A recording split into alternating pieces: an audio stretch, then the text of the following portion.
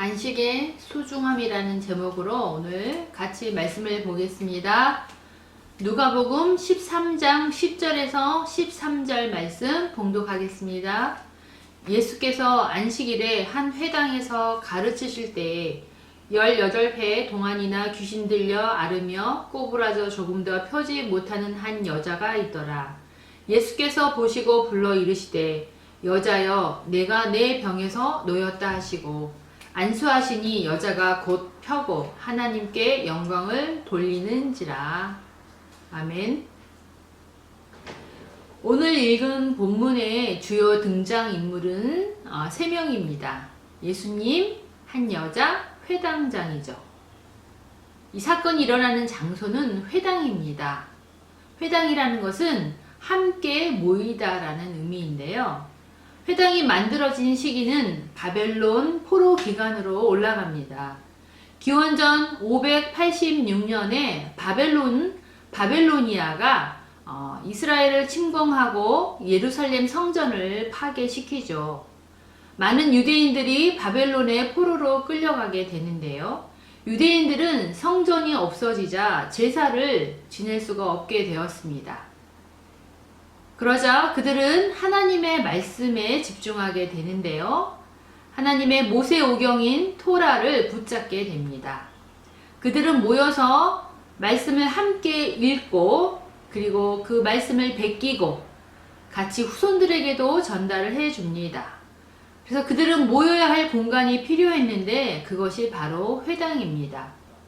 그래서 회당은 종교적 사회적 생활의 중심지가 되어버렸습니다. 율법을 쓰고 가르치는 서기관과 율법사들이 이때부터 큰 역할을 하게 됩니다. 그게 바로 500년 전부터 내려와서 예수님 시대까지 거슬러 올라오게 되지요. 회당은 유대인이 있는 곳이라면 어디에나 반드시 세워져 있었습니다. 예수님 당시 1세기에 예루살렘 도시에만 394개의 회당이 있었다고 합니다. 문헌에 따르면 그 회당은 이스라엘 땅 팔레스타인에만 있는 것이 아니라 로마, 이집트, 그리고 바벨로니아, 지금의 터키 일대인 소아시아에 많이 있었다고 합니다. 팔레스타인을 떠나 세계 각지에 흩어져 사는 유대인들을 디아스포라라고 하지요. 이 디아스포라에서도 중심은 회당이었습니다. 나라를 잃은 유대인들은 회당에 모여서 자신들의 정체성을 찾고 정기적으로 모여 기도하고 또 말씀 듣고 교육과 집회 등을 하였습니다. 그래서 회당은 사회적 중심 역할을 톡톡히 하였던 것이지요. 바울이 전도 여행을 갔을 때에도 가장 먼저 들른 곳이 회당이고 회당 중심으로 전도를 하였습니다. 회당의 건물은 예루살렘 성전 양식을 본딴 것 같습니다. 예수님께서도 제2의 고향인 갈릴리에서 3년 동안 공생애를 하시면서 여러 회당에서 설교하시고 병자와 귀신을 고친 적도 있습니다. 이처럼 중요한 회당의 총책임자가 회당장입니다. 오늘은 예수님께서 회당에서 설교를 하고 계실 때에 그곳에서 회당장도 그 예배에 참석하였고 많은 사람 중에 한 여자를 예수님께서 주목하여 보고 계셨습니다.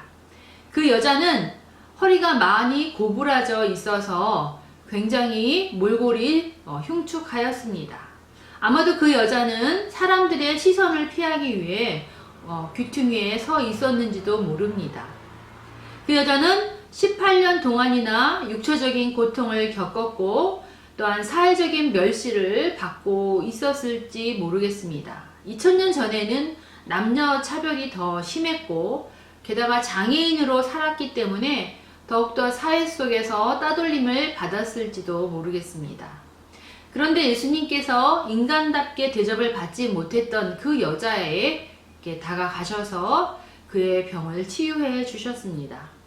뿐만 아니라 16절에 보면 그 여자에게 아브라함의 딸이라고까지 불러주셨습니다.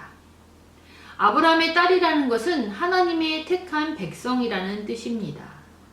이렇듯 예수님께서는 약자, 그 누구도 주목하여 보지 않는 사람을 귀중한 존재로 여기셨습니다. 우리 성경에 나오는 삭개오도 키가 작은 욕심 많은 세리였지만 그가 예수님을 찾아오자 예수님께서는 그에게 아브라함의 자손이라고 불러주셨습니다. 사람은 누구나 하나님으로부터 받은 천부적인 권리가 있습니다. 그것이 인권입니다. 예수님께서는 여자의 인권을 존중해 주셨습니다. 어린 아이들이 예수님께 다가올 때에도 제자들은 어린이들을 야단치고 저지했지만 예수님께서는 그들을 용납하고 금하지 말라고 말씀한 적이 있습니다.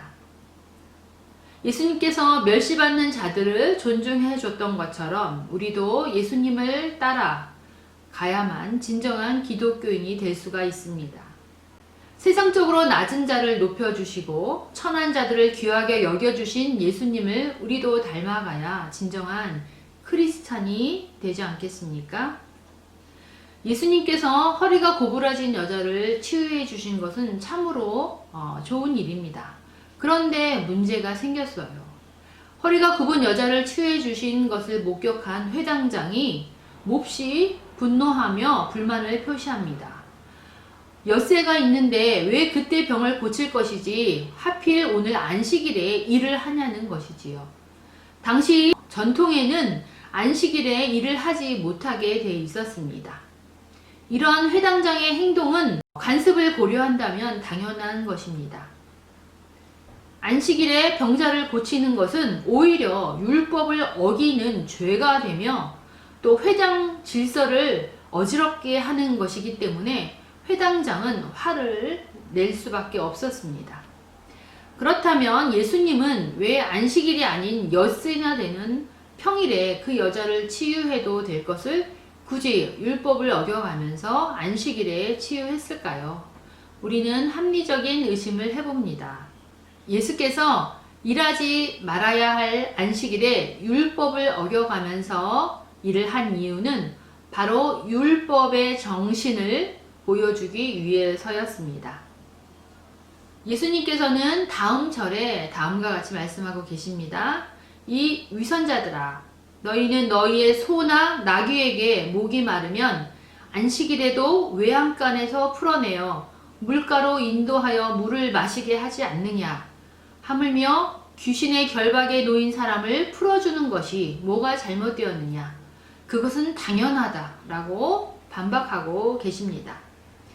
예수님께서는 유대 지도자들의 위선된 외식을 지적하셨습니다. 그들의 그릇된 안식일의 관념을 고쳐주시기를 원하셨고 안식일의 참된 의미를 알려주셨습니다. 하루만 묶여있는 짐승도 풀어 놓아주면서 자유와 안식을 누리지 못한 채 사단에게 오랜 동안 매여있던 사람을 풀어주는 것이야말로 진정한 안식이라고 예수님은 회당장의 모순을 지적하고 계십니다. 안식일은 사람을 위해서 하나님이 제정해 놓으신 제도입니다. 쉬지 않고 일하면 사람은 살 수 없으므로 6일 동안 일하고 하루만큼은 쉬라고 사람을 배려하여 만드신 것입니다. 일하는 것도 공부하는 것도 안식함으로 쉼을 얻고 더 잘할 수 있기 위한 하나님의 배려였습니다. 주일에는 밥을 먹어야 되고 음식을 만드는 일을 해야 합니다. 그런데 음식을 만드는 일도 일이라고 하여서 만들지 않고 굽는 것은 안식일을 기계적으로 지키는 위선자입니다. 사람이 안식일을 위해 있는 것이 아니라 안식일이 사람을 위해 있는 것입니다. 사람의 안식을 위해 안식일을 만들어 주심을 하나님께 감사하고 기꺼이 안식하는 것이 그것이 바로 하나님이 원하시는 율법 정신입니다. 안식일은 그분의 자녀가 안식하는 날입니다. 더 나아가 참된 안식이란 마귀의 매임에서 풀어주는 것입니다. 안식일의 주인은 성자 하나님 예수님이십니다. 안식일의 주인이신 예수님께서 친히 눌린 자에게 안식을 주시는 것이 바로 메시아의 임무를 수행하고 계셨던 것입니다. 예수님이 이 땅에 오신 이유는 갇힌 자와 눌린 자에게 빛과 자유를 선포함으로 진정한 이 땅의 축제가 어디서나 일어날 수 있게 하기 위하여 오셨습니다. 본문에서 일하신 예수님의 행위 속에는 사단의 종말이 시작되고 있음을 보여주시고 하나님의 통치가 이 땅 가운데에 시작되었음을 알려주시는 사건입니다. 여자는 하나님의 말씀을 사모하였기에 회당에 나와 말씀을 들었습니다. 말씀을 듣는 자리에 있었기에 그녀는 축복을 받았습니다. 예배는 우리가 하나님의 은혜와 축복을 체험할 수 있는 가장 확실한 통로입니다. 지금도 주님은 예배하는 자를 찾으신다고 말씀하고 계십니다. 말씀 들을 때 그녀의 고부라진 허리가 펴졌습니다. 우리가 말씀 들을 때 우리의 고부라진 성품도 펴집니다. 우리가 말씀 들을 때 고부라진 마음의 상처도 치유될 수 있습니다. 또한 우리가 말씀을 들을 때 고부라진 우리의 죄를 보게 합니다. 메시아에 의해서 주어진 축복은 바로 마귀의 자녀에게 풀려 하나님의 자녀로 자유를 얻는 것입니다. 하나님의 딸이라는 칭호를 받은 그 여자는 이제 고통에서 자유함을 얻었습니다. 여자는 예수님으로 말미암아 파괴된 삶을 다시 세움받고 새로운 피조물로 탄생되었습니다. 예수님께서는 갇혀있는 외양간에서 물을 마시기 위해 소와 나귀를 풀어놓으신 것처럼 오랜 동안 마귀의 속박에서 고통받고 있던 여자를 풀어주시며 진정한 안식이 무엇인지 말씀해 주셨습니다. 그러므로 그 행위를 안식일에 하셨으며 진정한 안식일의 의미를 깨우쳐 주신 것입니다. 감사와 기쁨 없이 주일에 형식적으로 안식일을 지키고 예배하고 율법의 엄격한 잣대로 남들을 정죄하고 고통받는 사람들을 보고도 못 본 채 기계적으로 안식일을 지키는 자는 위선자라고 오늘 성경을 통해 예수님이 우리에게 말씀하고 계십니다. 예수님은 사단에 갇혀 있는 우리의 삶을 구원해 주시기 원하셨습니다. 예수님은 사단에 갇혀 있는 우리를 풀어내셔서 해방해 주셨습니다. 매여 있으면 안식할 수가 없습니다. 여러분은 무엇에 매여 있습니까? 지금 안식하고 있습니까? 사탄은 세상의 신입니다.